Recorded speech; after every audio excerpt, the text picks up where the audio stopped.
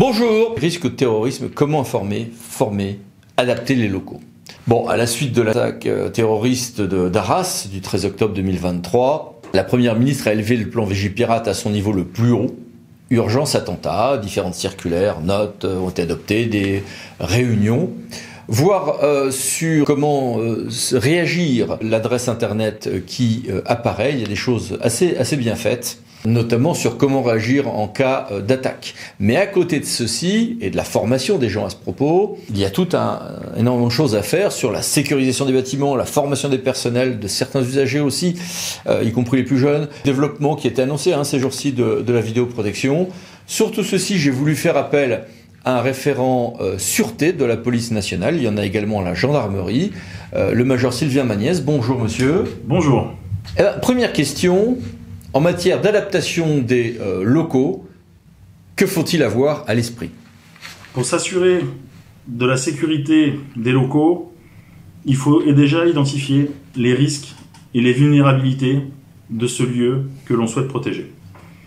S'assurer par exemple du bon fonctionnement des moyens de protection technique déjà en place, des accès, à savoir les portes et les fenêtres, qu'elles soient dans un bon fonctionnement, dans un bon état de fonctionnement. S'il y a un système d'alarme, que ce dernier soit efficace, que l'on sache comment l'utiliser, comment le déclencher. Est-ce juste une alarme intrusion hors présence du public? Ou y a-t-il un moyen d'alerter, de déclencher cette alarme en présence du public? Également, si des caméras sont présentes sur le site, sont-elles fonctionnelles? Où les images vont-elles? Y a-t-il une veille rattachée à un service de police, à la police municipale, ou un enregistreur simple sur le lieu même qu'on est en train d'exploiter?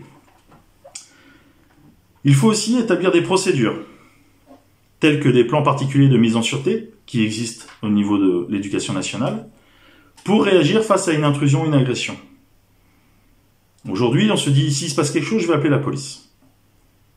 Oui, je le redis, il faut appeler le 17. Uniquement le 17, c'est le point d'entrée en zone de police nationale ou de gendarmerie nationale. Le 17 est le seul numéro à composer.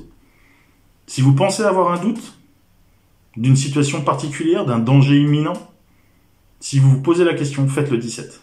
Nous interviendrons rapidement. Être vigilant à l'ouverture, à la fermeture d'un site, d'une école, d'un gymnase pour aller pratiquer une activité sportive, lors de l'exploitation de ce dernier, en présence d'agents, d'enfants, de personnel, il faut sécuriser les issues. On ne peut plus aujourd'hui laisser un gymnase, les portes ouvertes, pendant que nous sommes en train de faire du sport à nos enfants, les enseignants qui seraient avec, pour pouvoir tout simplement les surveiller et sanctuariser en fait le gymnase pour éviter d'être impacté par un acte malveillant.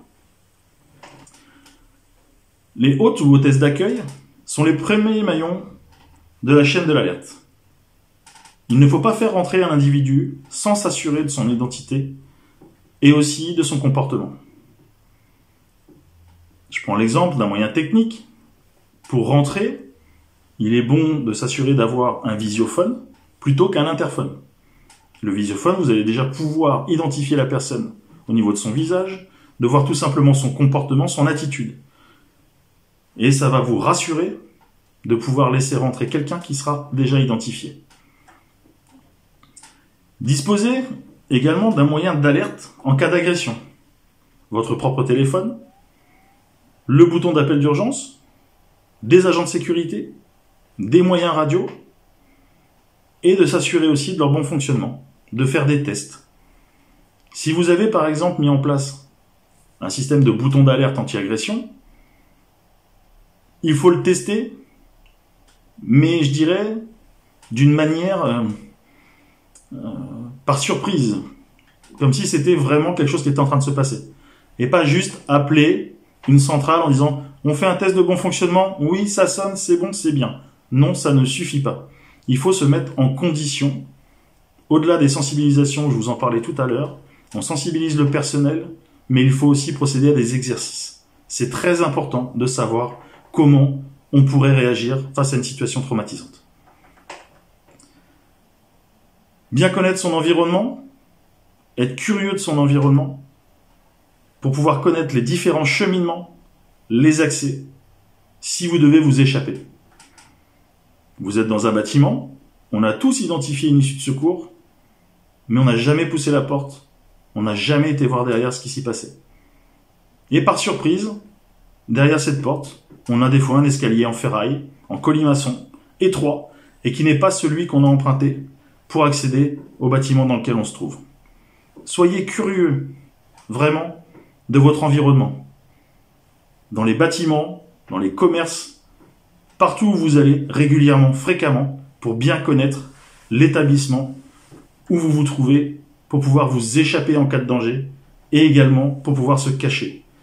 Les lieux de mise à l'abri sont également à identifier pour pouvoir, le cas échéant, vous échapper, vous cacher, en lien avec une situation particulièrement traumatisante, anxiogène, et pouvoir vous écarter du danger. Et au-delà des vidéos et des kits de communication gouvernementaux, qui sont bien faits, pour former et informer les agents et les usagers, avez-vous des conseils à nous prodiguer? Les référents sûreté, en police et en gendarmerie, fournissent des conseils de vigilance et de protection auprès des différents partenaires, que ce soit des commerçants, les entreprises, l'éducation nationale, les collectivités territoriales, bien sûr tous les agents et usagers des services publics.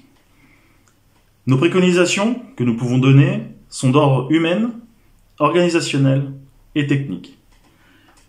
Nous pouvons sensibiliser les agents, la population, pour réagir face à une situation conflictuelle ou traumatisante.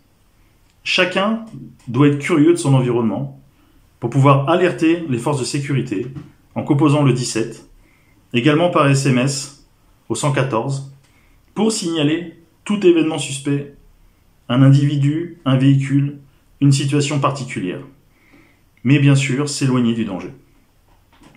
Chaque personne doit faire preuve de vigilance. S'assurer, par exemple, de bien la fermeture d'une porte, que ce soit hermétique. D'identifier toute personne souhaitant pénétrer dans une enceinte collective, tout établissement recevant du public, pour éviter le passage à l'acte d'un individu malveillant. Ce qu'il faut retenir, c'est que la sûreté est l'affaire de tous. Et puis on peut toujours faire appel aux référents de la police ou de la gendarmerie nationale.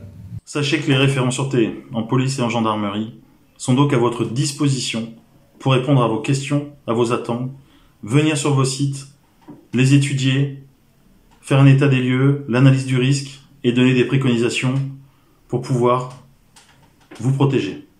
Bien, merci beaucoup, au revoir. Merci, au revoir. Et merci à vous. À bientôt pour une nouvelle vidéo, les 10 minutes juridiques, par Lando associé pour VK, avec, je l'espère, des actualités un peu moins sombres. Pensez à vous abonner. Merci, au revoir.